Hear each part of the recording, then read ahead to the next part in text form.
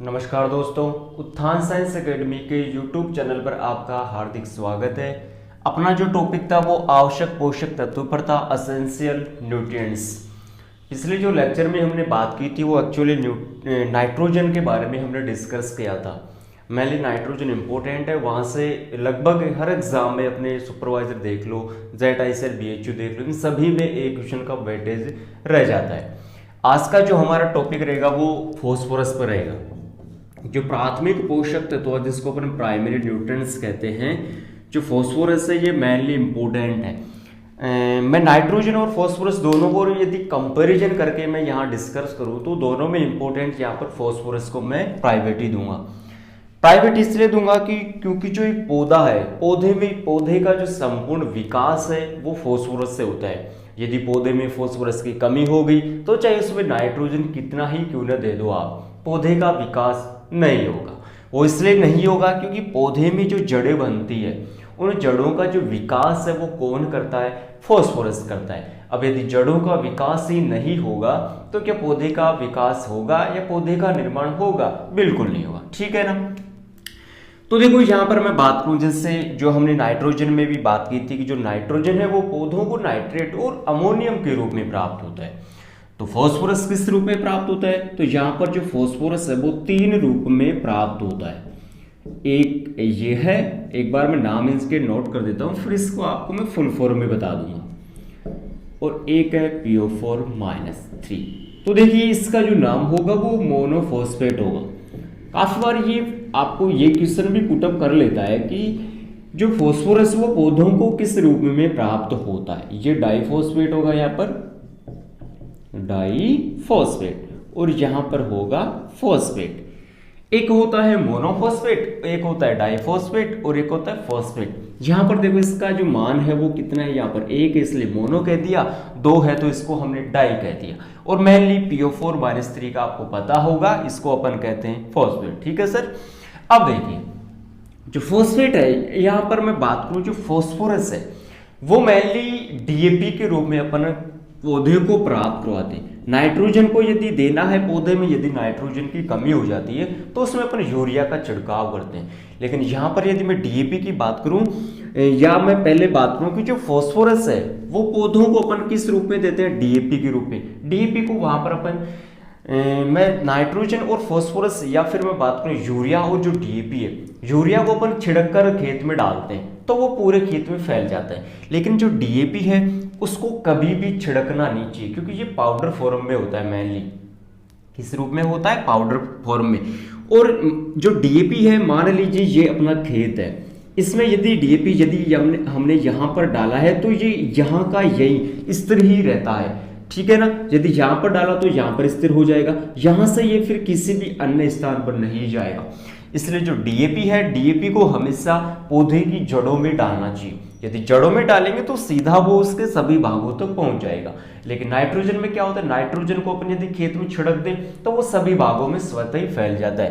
तो DAP की मुख्य विशेषता है, इसका थोड़ा ध्यान रखना, कभी भी इसको अपन छिड़क कर नहीं देते। DAP में जो फॉस्फोरस होता है वो आपको पता है होगा 18% होती है। इसके अलावा पौधे में अपन SSP और NPK के रूप में भी पौधों को फॉस्फोरस को अवेलेबल करवाते हैं। अब DAP को काफी किसान भाई लोग इसको डाया के नाम से भी जानते हैं। किसके नाम से भी? डाया के नाम से भी इसको काफी किसान भाई लोग जानते हैं। ठीक है ना। ये हमने थोड़ी इंफॉर्मेशन इसके बारे में जान लिया। अब मैं बात करूं कि जो फॉस्फोरस है वो 3 रूप में यहाँ पर मेनली प्राप्त हो रहा था, मोनोफॉस्फेट, डाइफॉस्फेट और फॉस्फेट। मेनली जो पौधों को सर्वाधिक प्राप्त होता है वो मोनोफॉस्फेट होता है। पौधों को जो सर्वाधिक प्राप्त होता है वो कौन सा है? वो है मोनोफॉस्फेट। ठीक है ना।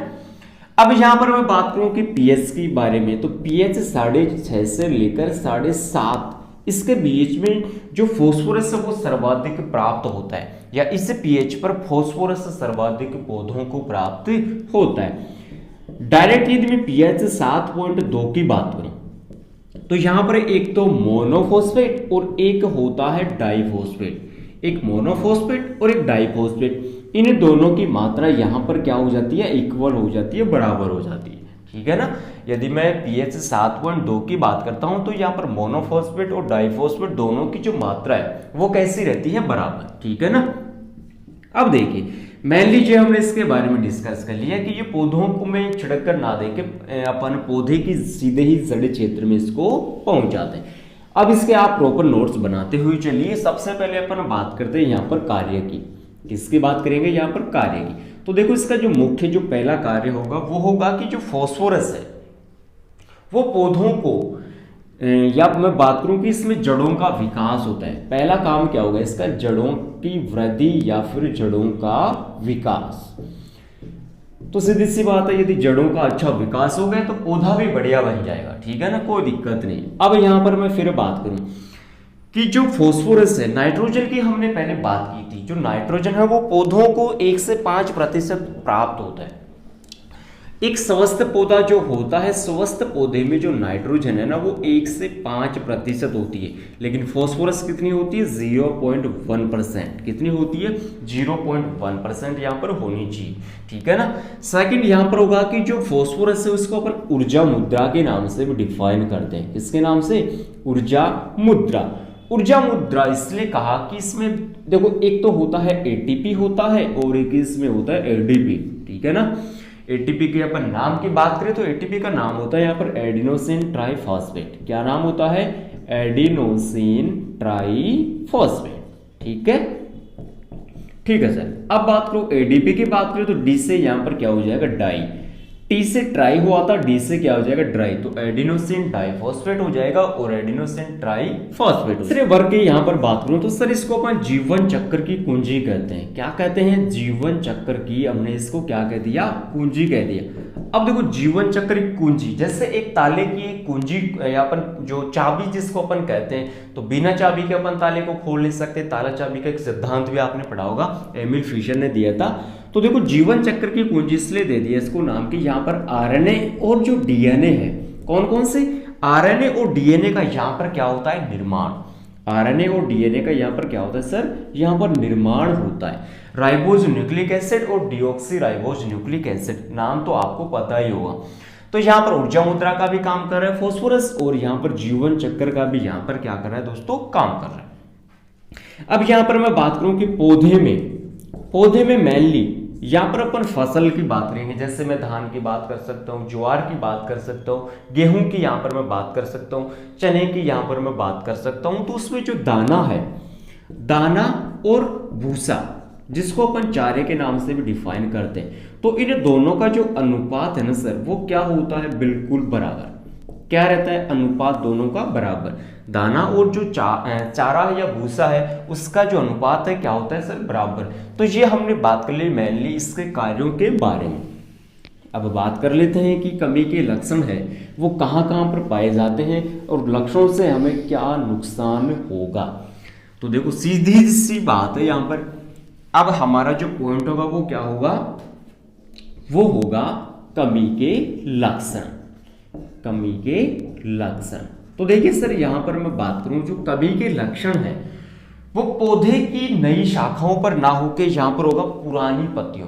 मैंने बात की थी आपके, तो पहला वर्ग क्या हो जाता है? इसके जो लक्षण है वो कहां पर पड़ते हैं? पुरानी पत्तियों पर। कहां पर? पुरानी पत्तियों पर। पुरानी पत्ती आपको पता होगा कि पौधे में जो नीचे वाली जो स्टेज होती है, एक बार मैं आपको वापस से समझा देता हूं। जो नीचे वाली पत्ती है ये वाली, ठीक है ना, ये वाली पत्ती, इन पत्तियों पर इसका सबसे ज्यादा इफेक्ट होता है। नई वाली पत्ती ये हो गई, ठीक है ना, और शीर्ष शाखा ये हो गई। तो जो नीचे वाली जो पत्तियां होती है ना सर, इन पर सबसे ज्यादा इफेक्ट कौन सा तत्व का पड़ता है? फास्फोरस का। और जो ये पत्ती है ना, ये पत्तियां क्या हो जाती है? बिल्कुल छोटी छोटी हो जाती है। ये पत्तियां कैसी हो जाती है? छोटी। यदि फास्फोरस की कमी हो जाती है ना तो ये पत्तियां कैसी हो जाती है? छोटी। और इनका रंग है ना वो बैंगनी हो जाता है। कैसा हो जाता है सर? बैंगनी। तो तीसरा वर्ग क्या हो गया? यदि फास्फोरस की कमी हो गई तो पत्तियों का रंग कैसा हो जाता है? बैंगनी। पत्तियों का रंग कैसा हो जाता है? बैंगनी, ठीक है ना। तो देखो यहां पर एक बात आप डिफाइन कर सकते हो कि पी से अपन बना दें पर्पल। पी से क्या बना दिया? पर्पल। और पर्पल क्या होता है? बैंगनी, ठीक है ना। तो फास्फोरस पी से पर्पल, फॉर एग्जांपल ट्रिक अपन यहाँ पर बात करें तो पी से बना दो पर्पल, पर्पल से हो गया बैंगनी। तो फास्फोरस से यदि कमी होगी तो पत्तियों का रंग कैसा हो जाता है? यहाँ पर बैंगनी। तो देखो पुरानी पत्तियों पर इसका इफेक्ट होता है और जो पत्तियों का रंग है वो कैसा हो जाता है, बैंगनी। तीसरा यहां पर होगा कि जो पौधों की जो इसमें वृद्धि है, जड़ों की या फिर पौधों की, यहां पर अपन जड़ों की बात करते हैं, जड़ों की वृद्धि रुक जाती है। जड़ों की वृद्धि क्या हो जाती है सर, यहां पर रुक जाती है। पहले ही जो फर्स्ट टाइम मैंने बात की थी इसकी जड़ों के बारे में ही मैंने बात की थी कि जड़ों की वृद्धि यहां पर रुक जाती है। अब जड़ों की वृद्धि रुक गई तो क्या पौधे का निर्माण होगा, नहीं होगा, सीधी सी बात है। तो देखिए इसका नेक्स्ट पॉइंट होगा कि इसमें जो पत्तियां हैं, इसमें जो पौधा है वो कैसा हो जाता है, झाड़ी नुमा। पौधा कैसा हो जाता है, झाड़ी नुमा। झाड़ी नुमा इसलिए हो जाता है कि जो इंटरनोड है, क्या होता है, इंटरनोड। इसमें इंटरनोड का क्या होता है, इसमें छोटे रह जाते हैं। इसके जो पौधे के जो इंटरनोड है वो कैसे हो जाते हैं, छोटे। और यदि इंटरनोड यदि छोटे रह गए तो पौधा कैसा बन जाएगा, सीधी सी बात है, झाड़ी के समान बन जाएगा। ये इसमें मोस्टली लक्षण है जो पौधे की पुरानी पत्तियों पर पाए जाते हैं। पत्तियों का रंग बैंगनी हो जाता है, जड़ों की वृद्धि रुक जाती है और पौधा कैसा हो जाता है, यहाँ पर झाड़ी के समान। बहुत ही घना छोटा पौधा होता है, वो घना होता है। झाड़ी तो आपने देखा होगा, तो झाड़ी के समान क्या होता है, पौधा। अब यहां पर मेनली मैं बात कर लेता हूं कि इसकी कमी से कौन सा रोग होता है। कमी से रोग, कमी से रोग। तो दोस्तों कमी से जो रोग होता है वो मेनली यहां पर एक ही होता है। कमी से रोग कौन सा होता है, सिकल लीफ रोग। सिकल लीफ रोग। सिकल सेल जो एनीमिया रोग होता है उसके समान सिकल लीफ रोग, मतलब वही चीज होगी, पत्तियों का जो आकार है ना, पत्तियों का आकार छोटा छोटा हो जाता है। पत्तियों का आकार कैसा हो जाता है, बिल्कुल छोटा छोटा। उसी को हमने क्या कर दिया, सिकल लीफ रोग। इसमें क्या होता है कि फास्फोरस तो अधिक होता है, फास्फोरस क्या होता है, अधिक, और नाइट्रोजन, कॉपर और जो बोरोन है, बोरोन ना के यहां पर अपन जिंक लेंगे, तो फास्फोरस तो अधिक होता है और यहां पर कॉपर और जिंक है वो क्या होते हैं, कम। तो सिकल लीफ में क्या होता है, कॉपर की कमी हो जाती है, जिंक की भी कमी हो जाती है, फास्फोरस की भी मेनली यहाँ पर कमी हो जाती है। तो देखो कमी से यहाँ पर मेनली एक ही रोग होता है जिसको अपन सिकल लीफ रोग कहते हैं। तो दोस्तों ये हमने बात की फास्फोरस के बारे में। फास्फोरस बहुत ही इंपॉर्टेंट है पौधे के लिए। यदि पौधे में इसकी कमी हो जाती है तो पौधे का निर्माण यहाँ पर नहीं होगा। ठीक है दोस्तों, थैंक यू।